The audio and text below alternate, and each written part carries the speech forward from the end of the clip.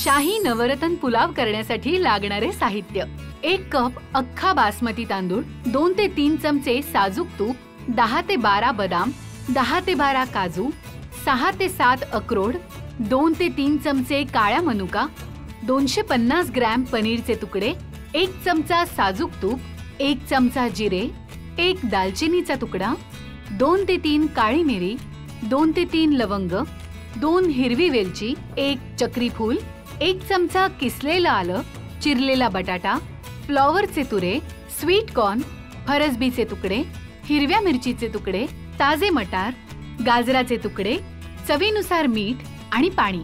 तांदूळ स्वच्छ धुवून घेत साधारण अर्धा तास भिजवून घ्यायचे.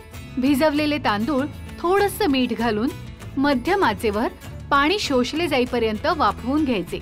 आता भात शिजल्यावर साधारण 10 मिनिटं झाकून ठेवत नंतर अशा पद्धतीने मोकळा करायचा. आता कढईत तूप गरम करायचं.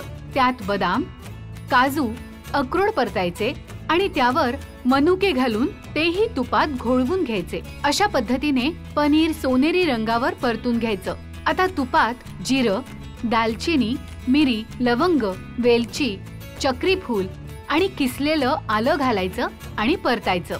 आता यात बटाटा, फ्लॉवर, मका, फरसबी, हिरवी मिरची, मटार, गाजर आणि थोडंसं मीठ घालून या सगळ्या भाज्या एकत्र परतायच्या आणि थोडं पाणी घालून 7 ते 8 मिनिटं वाफवून घ्यायच्या. आता यात शिजवलेला भात, पनीर घालून एक वाफ काढायची आणि सुकामेवा घालून नवरत्न पुलाव सर्व्ह करायचा.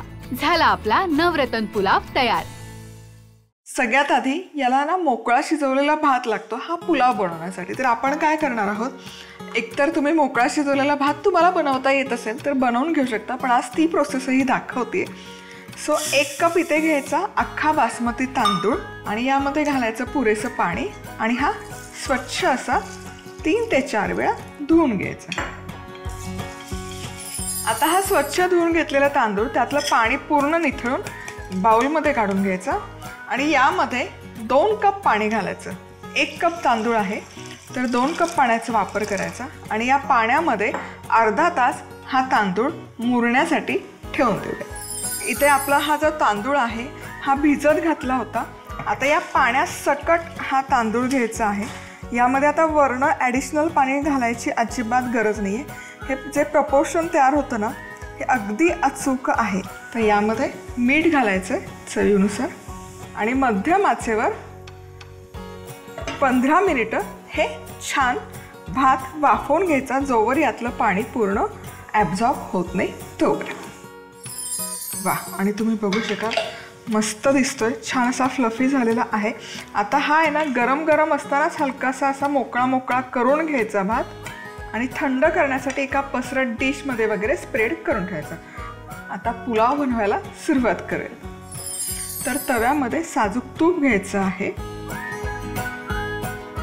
तर यामध्ये घालायचा सुकामेवा. नवरत्न म्हणजे अक्षरशः 9 छान असे शाही जिन्नस यामध्ये असतात. सो यामध्ये घातलेले आहेत बदाम, काजू, अक्रोड. यामध्ये घालायचा आहे काळा मनुका आणि हा देखील छान या तुपामध्ये घोळवून घ्यायचा. आता हे सगळे तळलेले अस्सल शाही जिन्नस एक साईडला डिशमध्ये काढून ठेवूयात. आता याच तुपामध्ये घालायचे पनीर आणि पनीरही छानपैकी सगळ्या बाजूने सोनेरी रंगात तळून घ्यायचं. शक्यतो पनीर फ्राय करत असताना हाय हीटवर करायचं म्हणजे ते फास्ट त्याला रंग येतो आणि पनीर ओव्हरकुक होत नाही, म्हणजे त्याचा जो सॉफ्टनेस आहे तो तसाच छान टिकून राहतो.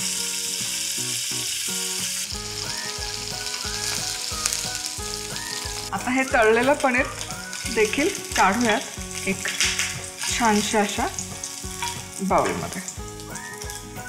आता याच तव्यात जिरं घालायचं.